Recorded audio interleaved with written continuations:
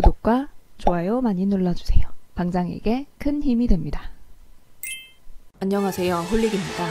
이전에 채권 시장과 증시와의 관계에서 금리 인상, 채권 매입 축소와 같은 긴축 정책에 대한 우려 때문에 채권 금리가 상승했다고 말씀드린 바 있습니다. 이 부분과 관련해서 예전에 긴축 신호로 인해서 증시가 어떻게 움직였고 지금은 통화정책을 만드는 사람들이 이에 대해서 얼마나 경계하는지에 대해 뉴스로 정리해드릴까 합니다. 미국 현지 시간으로 1월 14일 제롬 파월 연준 의장은 연설에서 바이러스에 따른 경기 침체를 막기 위해 적극적으로 시행한 양적 완화 정책이 축소될 것이라는 우려가 커지자 아직은 출구를 논할 때가 아니라고 강조했습니다.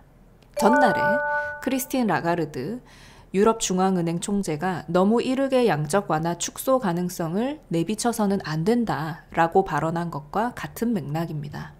미국과 유럽의 중앙은행 수장들이 잇따라 이같이 발언한 이유는 테이퍼 텐트럼, 긴축 발작에 대한 경계심 때문입니다.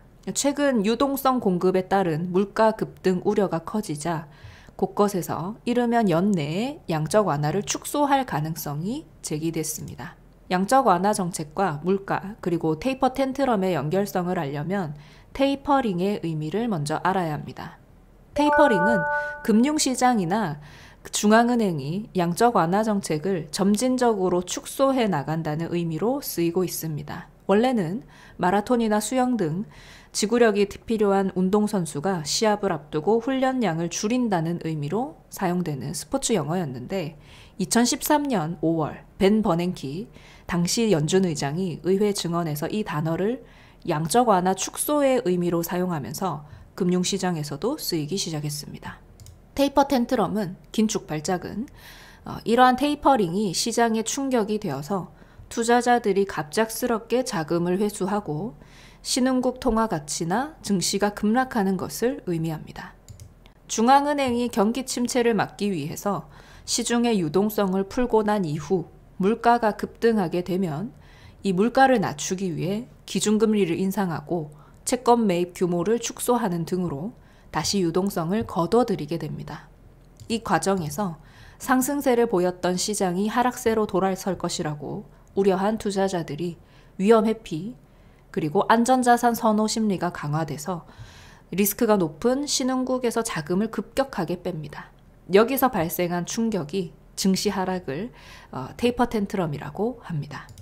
지금 현재 중앙은행 총재들이 기억하는 테이퍼 텐트럼은 8년 전 2013년 5월에 버냉키 당시 연준 의장의 발언에서 시작된 것입니다. 당시 글로벌 금융위기 이후 시장을 살리기 위해서 연준이 유동성을 공급했고 그리고 자산을 매입하는 등 양적 완화 정책을 유지해왔던 때였고요. 이로 인해 연준의 총자산이 2008년에 1조 달러 수준에서 2013년 3조 달러 수준으로 크게 늘었던 상태였습니다. 이를 바탕으로 경기는 크게 살아났고 버냉키 당시 연준 의장은 향후 몇몇 회의에서 자산 매입 속도를 줄여나갈 수 있다라고 발언했었습니다. 그런데 이 발언 때문에 세계 금융시장이 크게 흔들렸어요. 투자자들은 연준이 공급하는 유동성 없이는 경제가 침체될 것이라고 본 것입니다. 연준의 자산 매입 축소 가능성에 미국 국채 금리는 급등했고 신흥국까지 흘러들었던 자금이 급격히 회수되면서 신흥국 주가와 통화 가치는 급락했습니다. 연준의 현재 자산 규모는 7조 달러에 달합니다. 팬데믹에 따른 경제 타격을 막기 위해 자산을 빠르게 대량으로 매입해온 만큼 시장에는 자금이 대량으로 풀려 있는 상황입니다.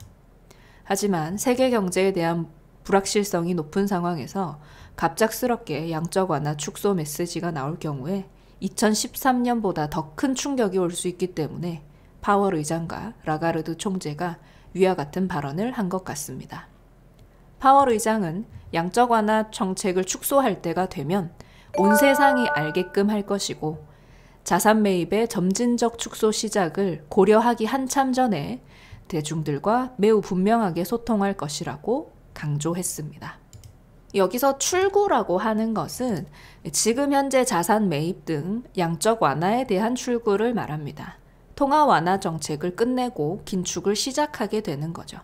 이미 2013년에 출구에 대한 이야기가 연준 의장의 입에서 나오자마자 시장이 충격을 받았던 걸 감안했을 때 긴축이나 출구에 대한 얘기는 천천히 나올 가능성이 높습니다. 채권 금리에 대한 얘기가 나오면서 이 부분이 잘 이해가지 않았던 분들이 많이 계셨을 거라고 생각해요. 긴축에 대한 우려가 채권 금리를 상승시켰고 그리고 증시에도 충격을 줄 수 있다는 것을 인지하셨다면 충분히 잘 이해가 된 것입니다. 파생 투자자님들께 부디 도움이 되었길 바랍니다. 감사합니다.